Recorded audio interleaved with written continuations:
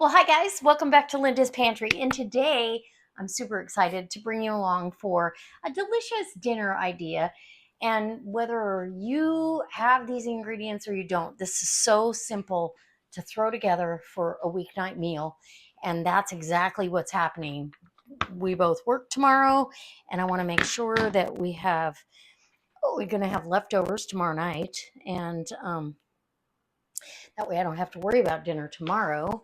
But I'm making a Asian inspired, not authentic by any means, but Asian inspired stir fry. And it's simple. It's just green beans, fresh green beans. Love these. The dogs also have enjoyed them. I've got them washed, cut, trimmed, and all these beautiful fresh mushrooms. And these mushrooms were dirty. Let me just tell you, I had to scrub them. That's funny. But where I get my mushrooms fresh, I can't beat the price. So I'll take them dirty and wash them up, no problem. So we've got green beans, mushrooms, and this is beef tenderloin off of we got a hind quarter of Angus beef this year, and towards the end of that tenderloin, it isn't always as tender. And I thought, neither one of us are big, giant meat eaters. We might have 4 bites of a steak, and then I have to make something else out of it anyway. So I slice this all up, and it is super tender. But we're going to tenderize it even further, and we're going to velvet this with some cornstarch. So that's what I've got in here. 3 cloves of garlic and a good chunk of ginger. Smells amazing.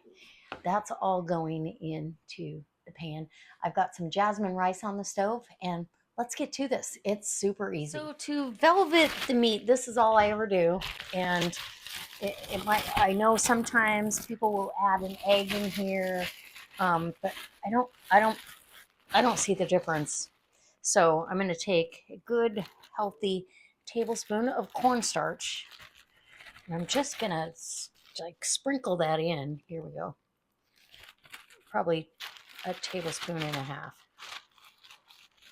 And then we're going to go ahead and cornstarch it.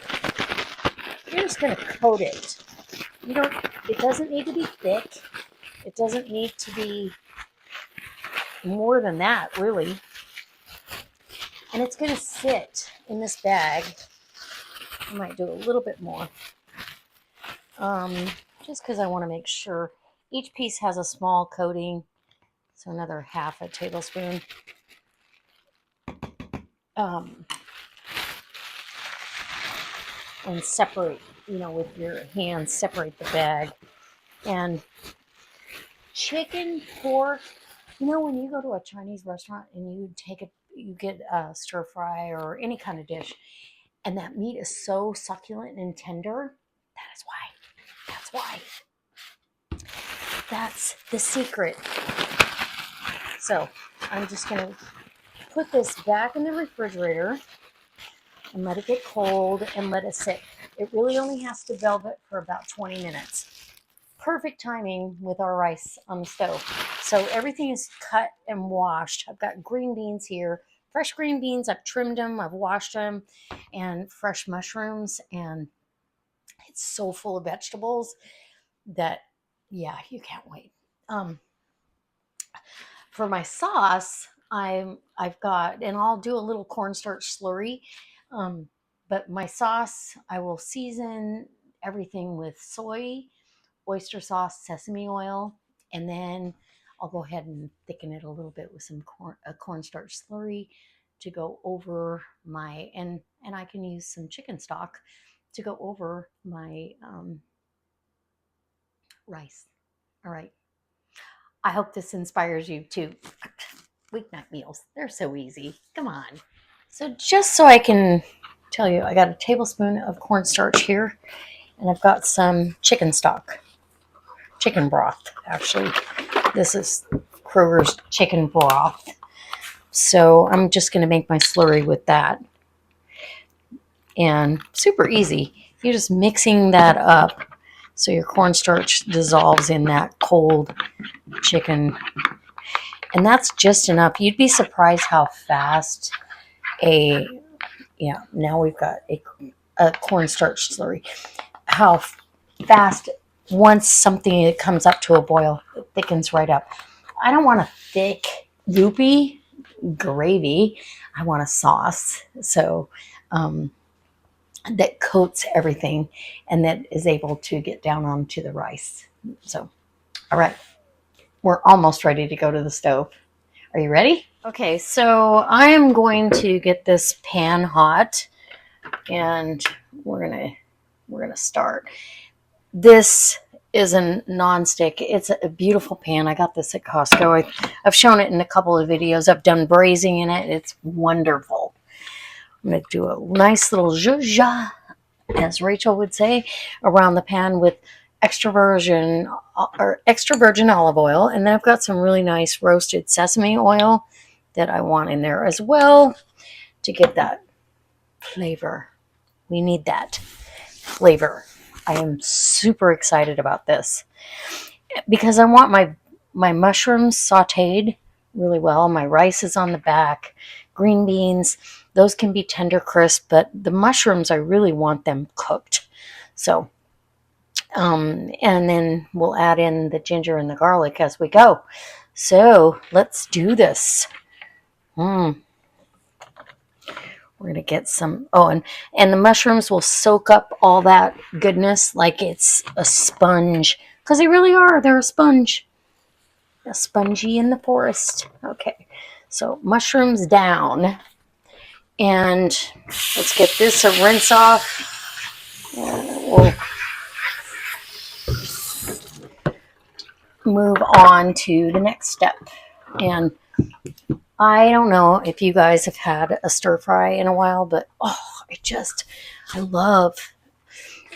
crave Asian inspired foods anyway, but yes. And this is the part I don't like about an electric stove, is it takes so long to figure out what it's doing. Anyway, I will get back to a gas stove soon. Soon. And let's see, we'll just use wood here. And, okay. Now it's coming up to speed, but it's already soaked up all the oil, which is pretty funny. We may have to add a little bit more, but that's okay. I'm good with that too. And the meat is in the fridge. I'm going to add part of this mixture in here and give it a little, oh yeah.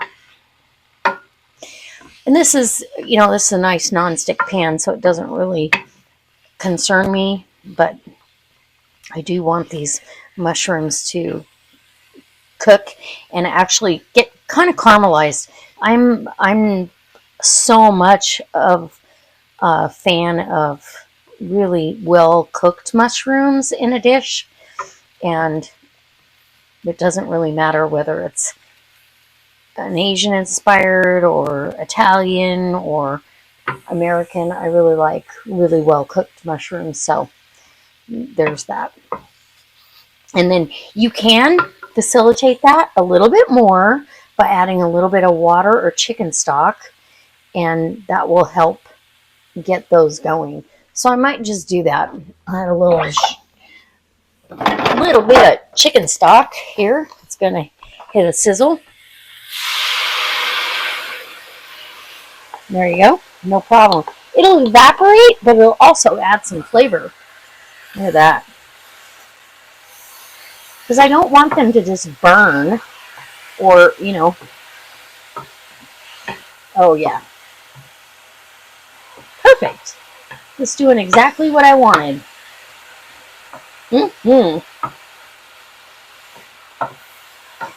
And the reason I'm cooking these first instead of the meat is the meat is going to go really fast, and I want these to be ready for it. So this is how I roll. Okay, we're just going to continue these mushrooms, and then next will be the green beans, but I'll show you where I like the mushrooms first.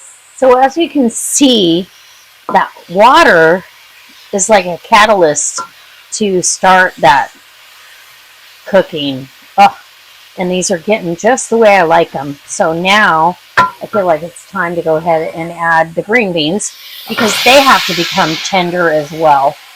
And not tender crisp, but look at that. That's going to be divine. With some beef in there. So we're just going to let these cook and marry together, and we'll put the rest of our garlic and ginger in there.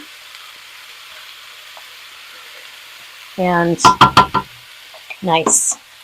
I love this pan because it's big. I can do this kind of stuff. I can do a nice braise in the oven. Yeah. Oh yeah. Okay. We're gonna let these go for a while. I'm just gonna let them steam a little bit, and then when we come back, we'll be adding the meat in. Okay. Are you ready? Okay, so I did add a little bit of chicken stock to help these green beans along, and this smells amazing already, but I want to go ahead and add some oyster sauce, a little bit, not all of it yet, because we're going to add the meat. Let's get this meat out of the bag. I'm just kind of coating everything. This is going to be so good. I'm super excited. Only because I love anything Asian inspired. Well, I honestly, I like all kinds of ethnic food. I love that we have such diversity available to us. And now, break that meat up. And it's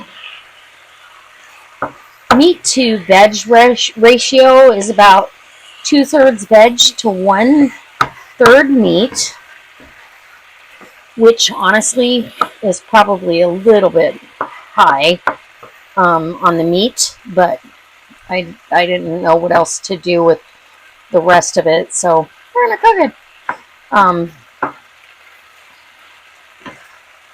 I'm totally okay with less meat. That's why we didn't have these as steaks, because literally we would eat 3 bites and the steak would have to be turned into something else. So it's rare that we have a steak of that size. Or if I do grill steak, we split it, and then we still have leftovers. I've never been a big beef eater. And as you change and evolve, stuff happens. Okay, so the rice is done. It's nice and fluffy. Oh, it's so beautiful. Kind of drying it out a little bit and letting it fluff up. But jasmine rice always permeates the kitchen, makes it smell phenomenal. Okay, here we go. We're getting it. As soon as this meat is just about done, I'm going to add the rest of my sauce, thicken it a little bit, and we're ready to go. Seriously. What a great weeknight meal. Okay, I think we're ready for some soy sauce. And that measurably, and I use the light soy sauce.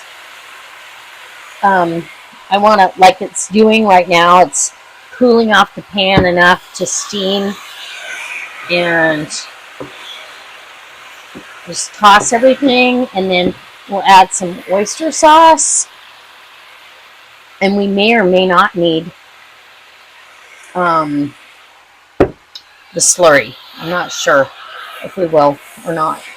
I want to combine everything, and oh my goodness, look at that. I think we're ready. This is perfect to go over rice. Okay, let's do it. Let's turn that burner off, and Yum. Okay, I'm going to plate it up and bring it over for a taste test. Okay, we are ready to dish this up. Look at this. Beautiful. Mm. Oh, and the sauce and everything looks and smells so good. I wish I knew where my sesame seeds were. I would actually throw some on top. But that is beautiful. And yeah. Okay, here we go. That is an Asian dish or an Asian inspired dish.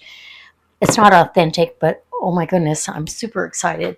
So I'm going to give you a taste test and then we'll take some pictures and it's going to be divine. Okay, here we go. Hold on. Okay, so this is done. I'm super excited about this. Look at this gorgeous green beans. I want green beans. I want, oh yeah, I want a green bean. I also want a mushroom and a piece of meat all in one bite. That is the perfect bite. All right.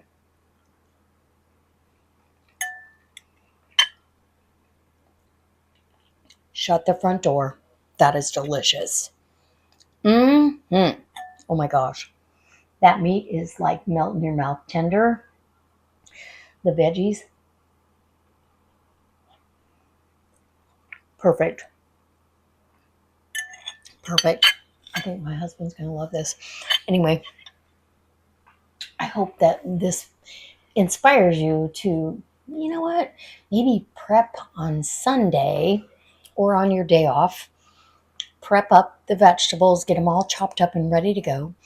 And then when you come home from work, that's how easy it is. It's ready to go.